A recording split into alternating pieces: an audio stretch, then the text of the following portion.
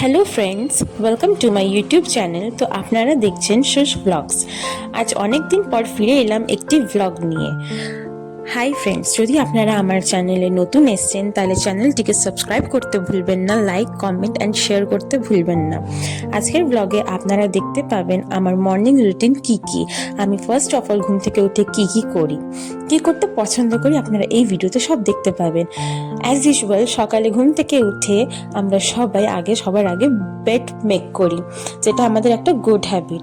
তো দেখুন, bed made করতে গিয়ে আমি সব থেকে আজকে শকিং নিউজ কী পেলাম, এই যে আমার ফেভারিট লাইটটাকে ইঁদুরে কীভাবে কেটে দিয়েছে, যেটা দেখে আমার আজকে পুরো সকালটার মুড 12টা বেজে গেছে। আমার একদম ভালো লাগেনি এটা, মানে কীভাবে আমি ইঁদুরটাকে ভাগাবো আমি বুঝতে পারছি না। আর আগে তো আমাদের রুমে প্রবলেম ছিল ককরোচের, এখন কোনো ককরোচের প্রবলেম নেই, ককরোচ চলে গেছে, তখন এসছে ইঁদুরের প্রবলেম, যেখানে আমাদের কতজন জিনিস কেটে দিয়েছে।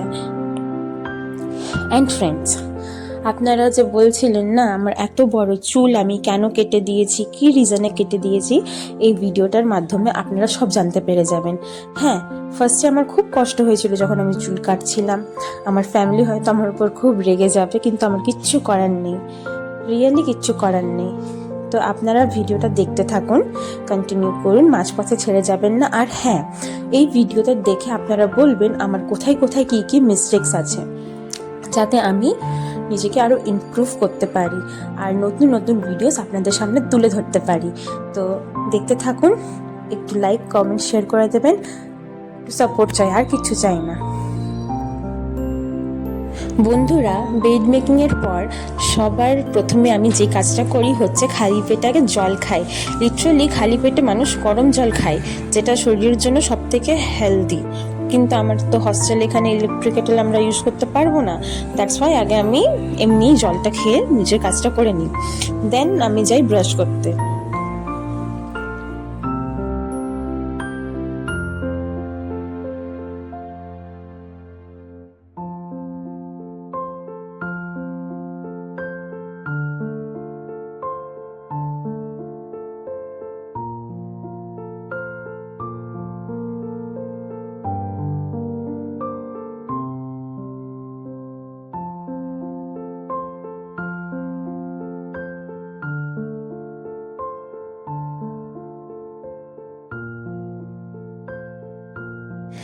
ব্রাশ শেষ করার পর আমার নেক্সট কাজ হচ্ছে চুল আঁচড়ানো।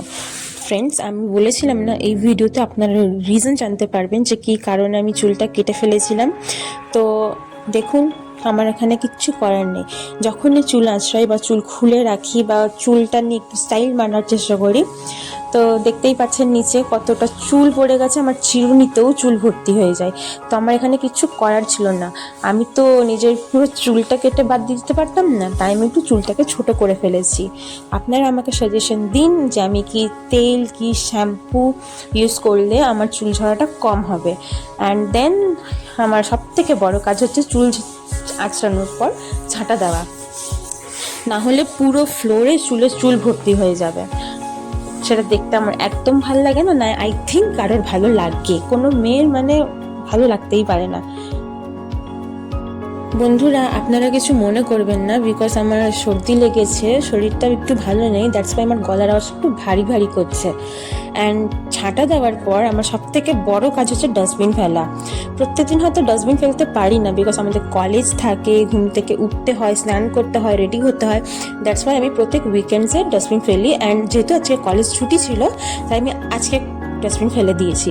ডাস্টবিন ফেলে এসে দেখছি আমাদের জল এসছে, আমার বন্ধুরা জল ভরছিল। দেখুন আমরা কিভাবে জল ভরি, বিকজ ফার্স্ট অফ অল আমি ব্যাঙ্গালোরে থাকি, আর ব্যাঙ্গালোরে সব থেকে বড় সমস্যা হচ্ছে জলের সমস্যা।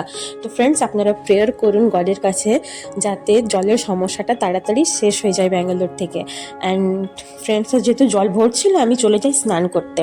স্নান করে এসে তারপর আমি দেখছি আমার ফ্রেন্ডস কীভাবে জল পরিষ্কার করছে, বিকজ আমরা জল ভরার পর আমাদের যে কিচেন রুমটা ওখানে ফুল জল হয়ে যায়, দ্যাটস ওয়াই আমরা ওয়াইপার দিয়ে জলটা টেনে দিই।